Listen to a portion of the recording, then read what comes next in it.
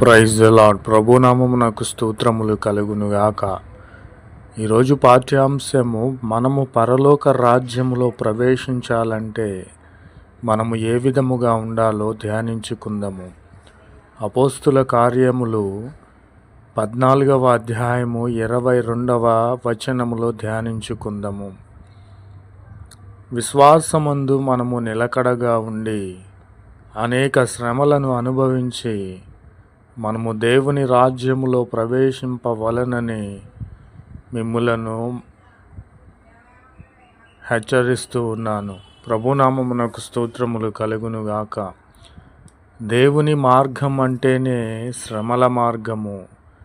ఈ లోక సంబంధముగా మనము శ్రమ పడినను పరలోక రాజ్యములో మనము దేవునితో కూడా రాజ్య పరిపాలన చేస్తాము, పరలోక రాజ్యములో ప్రవేశిస్తాము. కనుక ఈ లోకములో మనము శ్రమ పడినను ఓర్చుకోవాలి, నిరీక్షణ కలిగి ఉండాలి, విశ్వాసము కలిగి ఉండి దేవునిలో దినదినము కూడా అభివృద్ధి చెందాలని, దేవుని ఆత్మను పొందుకోవాలని ప్రభు పేరట మీకు తెలియపరుచుచున్నాను. నేను ప్రభు అయిన క్రీస్తు వారిని నమ్ముకొని ఉన్నాను, నాకు శ్రమలు ఎక్కువ అవినవి అని నీవు అనుకొని ఎడల పొరపాటు పడినట్లే. ఈ లోకంలో నీవు శ్రమ పడినను పరలోక రాజ్యములో నిత్యము కూడా అక్కడ మరణము అనేది ఉండదు. నిత్య రాజ్యములో నీవు పరిపాలన చేసే వ్యక్తిగా దేవునితో పరలోక రాజ్యములో ప్రవేశించి ఆయన కుడి పార్శ్వమున కూర్చుండే వ్యక్తిగా నీవు ఉంటావని ప్రభు పేరట తెలియపరుచుచున్నాను. అలాగునే ఇంకొక వాక్యమును ధ్యానించుకుందాము. తిమోథేయులకు రాసిన 2వ పత్రిక 2వ అధ్యాయము 5వ వచనములో, నియమ ప్రకారము పోరాడకుంటే వానికి కిరీటము దొరకదు.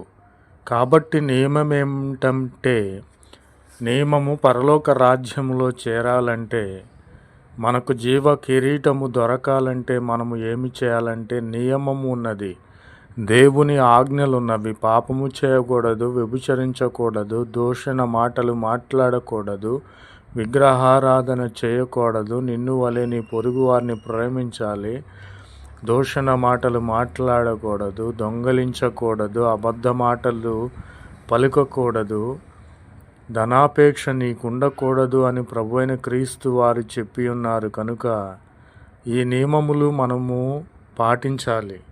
మనము పోరాడునది శరీర సంబంధమైన లోకనాథులతోనూ సైతానుతోనూ పోరాడుచున్నాము. కనుక ఇట్టి పోరాటములో నియమము ప్రకారముగా మనము పోరాడినట్లయితే మనకు జీవ కిరీటము దొరుకుతుందని ప్రభు పేరట మీకు తెలియపరుచుచున్నాను. కనుక నా ప్రియమైన సహోదరి సహోదరులారా, మనము పోరాడుచున్నాము, మనము పరిగెత్తుచున్నాము. ఈ పరుగు పందెములో మనము ఏమాత్రము కూడా మధ్యలో పడిపోకూడదు. శ్రమలు వచ్చాయనో, ఇరుకులు వచ్చాయనో, లేదా నాకున్నవన్నీ పోగొట్టుకున్నానని లోక సంబంధంగా నీవు ఏడ్చినను అది సరి అయినది కాదు. నియమం ఉన్నది. ప్రభు అయిన క్రీస్తు వారు పరలోక రాజ్యములో మనకు సమస్తము సమకూర్చి ఉన్నాడు. కనుక అట్టి నియమము ప్రకారము మనము పోరాడినట్లయితే జీవ కిరీటమును పొందుకునే వారిగా ఉంటామని ప్రభు పేరట మీకు తెలియపరుచుచున్నాను. ప్రభునామమునకు స్తోత్రములు కలుగునుగాక. ఆమెన్.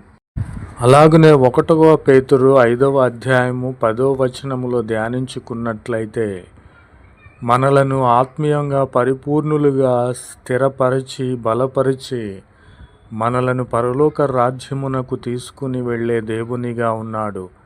కాబట్టి నా ప్రియమైన సహోదరి సహోదరులారా, తన నిత్య మహిమకు క్రీస్తునందు మనలను పిలిచిన